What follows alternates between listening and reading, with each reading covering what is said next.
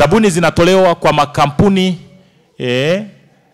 mbalimbali yaliyosajiliwa ndani ya Tanzania na hata makampuni ya nje yanayokuwa yamekidhi vigezo vya zabuni. Lakini sole proprietor ni aina ya kampuni ambalo linaundwa na mtu mmoja tu, si ndio? Kwa hiyo yeye ameshiriki kwenye zabuni za umma, lakini anasema tangia ajiunge kwenye kufanya kazi za umma hajapata zabuni hata moja. Naomba kutoa ufafanuzi. Ni kwamba unapokuwa unaomba, kwanza kuna wajibu wa kampuni au kundi maalum. Wajibu mmoja wapo ni kuomba zabuni. Sijui mnanielewa? Wajibu wako ni kuomba zabuni ambazo utaona hii naweza kufanya kwa mujibu kwa sifa zangu nilizonazo. Hii naweza kufanya. Una jukumu la kuomba zabuni. Hizi zabuni haziwezi kuja tu. Anayeomba si anapewa, si ndio?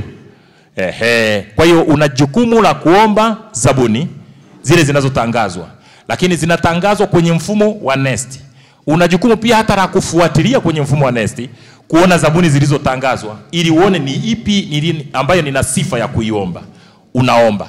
Sasa ujue wazi kwamba sheria ya ununuzi wa umma haitaki, kama nilivyosema katika ufafanuzi hapo, inahitaji kufanya usawa. Hakuna upendeleo kwenye michakato ya ununuzi. Na ujue kwamba unapoona zabuni, yawezekana mimi nimeona zabuni, si ndio? Na mimi nimeiomba na wewe ukaomba.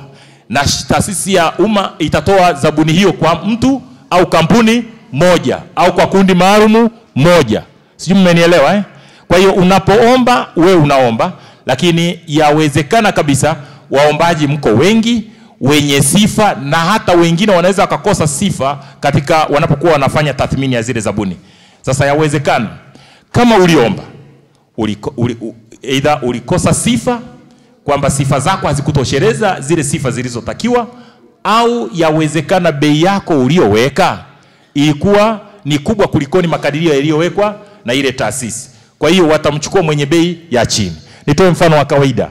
Kama ambavyo sisi tunaenda kwenye maduka, si ndio? Unakwenda kununua godoro. Maduka yanayouza magodoro si ni mengi, si ndio? Kwa hiyo una hela yako, unajua nimetoka na hela yangu nyumbani, ninakwenda kununua godoro la size fulani lenye ubora fulani, si ndio? Lakini unafika unalikuta duka la kwanza, la pili, la tatu. Yawezekana kabisa yale maduka yanauza yale magodoro kwa bei tofauti tofauti. Na yawezekana kabisa either bei zile zote zikawa ziko juu, ujue wazi kwamba siku hiyo unaweza ukarudi nyumbani bila kununua godoro, ukaenda kujipanga upya, si ndio? Au ukakuta kuna duka ambalo lina bei ambayo iko kwenye uwezo wako, au mkajadiliana na yule mtu, bwana nipunguzie, si ndio? Akakupunguzia na ukaweza kununua lile godoro. Kwa hiyo hapo ndo itafika wakati kwamba sasa tunauziana. Kwa hiyo yawezekana sababu ambazo zinapelekea mtu hujapata hizo zabuni ni kwa sababu mbalimbali. Yawezekana katika mchakato ukuwa na sifa stahiki kwa ajili ya kupewa ile zabuni, japo uliomba, au bei yako haikuwa imilivu kwa mjibu wa makadirio yaliyokuwa na ile taasisi. Mmenielewa jamani? Kwa hiyo jitahidi unapokuwa unaomba zabuni, kama una sifa ya kuomba zile zabuni, weka sifa zako zote na uzoefu wa kuthibitisha kwamba unaweza ile kazi, lakini pia uweke bei ambayo iko kwenye soko. Kwamba ili darasa kama shule fulani ile darasa moja wanajenga kwa milioni 3, na wewe weka milioni 3, ukiweka milioni 5 wenzio wataweka milioni 3 na wewe utakosa hiyo kazi. Asante sana. Kwa majina naitwa Pendo Sanga, ni afisa maendeleo ya jamii kata Igoma. Kwa kweli sisi tumeyapokea vizuri haya mafunzo kutoka PPRA. Mafunzo haya ni mazuri sana, tumeyaelewa na yatawasaidia sana wanavikundi wetu ambao tuko nao kutoka katika makundi mbalimbali ya vijana, wanawake na watu wenye ulemavu, waweze kujiunga na huu mfumo na kisha waweze kupata tenda mbalimbali ambazo zinatolewa na serikali, ili vijana wetu, wanawake na watu wenye ulemavu waweze kunufaika na fursa hii ya kupata tenda mbalimbali zinazotolewa katika serikali yetu. Kwa kuwa leo kwenye mafunzo wamefika baadhi, sio vikundi vyote, wamefika baadhi ambao ni wawakilishi. Kwa hiyo mpango ambao tuliokuwa nao, tunaporudi katika maeneo yetu ya kazi, kuonana na vijana hawa waliopo katika makundi, kuwaelezea kuhusu PPRA na fursa ambazo zinatolewa, na tutawasimamia na kuelekeza zaidi ili waweze kumudu na kufikia vigezo ambao zinatakiwa ili kuweza kuwini hizi tenda ambazo zinatolewa na serikali na wao kuweza kunufaika na kuongeza kipato. Kwa majina naitwa Shukrani Tobias Mboma, ni kiongozi wa kikundi cha Mbombo. Kikundi chetu kinajishughulisha na shughuli za kilimo. Kikundi chetu hakijawahi kuomba tenda yoyote na ndio mara ya kwanza kupata hii semina. Baada ya kupata hii semina, naamini kwamba kikundi chetu kitakuwa ni miongoni mwa vikundi ambavyo vitaomba tenda kwenye serikali, kwa sababu tushapata mafunzo na tumeshayaelewa, lakini pia tutayafanyia kazi kama tulivyojifunza.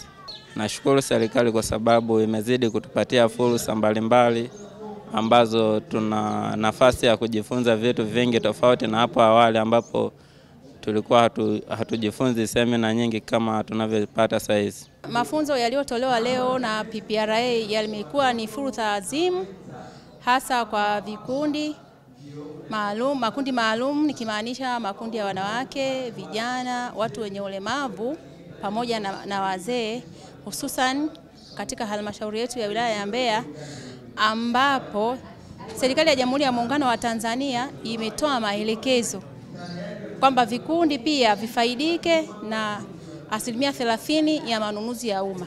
Kwa hiyo hii elimu kwa vikundi imekuwa ni fursa pekee kabisa kwa wananchi wetu wa halmashauri ya Mbeya, ili waweze sasa kwenda kujisajili kwenye mfumo wa NeST na waweze kupata tenda katika mfumo wa NeST, waweze kujikwamua kiuchumi kama vikundi, lakini kama familia zao, lakini pia kwa ajili ya maendeleo ya taifa letu kwa ujumla.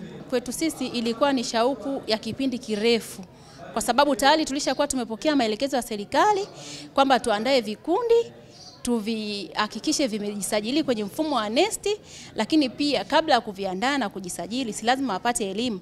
Kwa hiyo hii elimu kwetu kama maafisa maendeleo tulikuwa tumeisubiria kwa hamu, lakini imekuwa ni fursa ya kipekee kabisa na tunafuraha sana. Kwa sababu tayari tulikuwa tuna vikundi vina idea, lakini unasema tunaanzaje? Lakini ujio wenu leo PPRA hapa kwenye halmashauri yetu ya wilaya ya Mbeya imekuwa kwetu kwa kweli mmetukwamua sana. Kilichosalia kwetu sasa ni kuhakikisha hivi vikundi tunavijazia fomu ili vije visajiliwe kwenye mfumo wa NeST na nyinyi PPRA, ili viendelee pia kwa vile ambavyo havijasajiliwa viendelee kuweza kuomba manunuzi kwenye mfumo, viweze kutoa huduma kwenye maeneo yetu ya halmashauri ya wilaya ya Mbeya.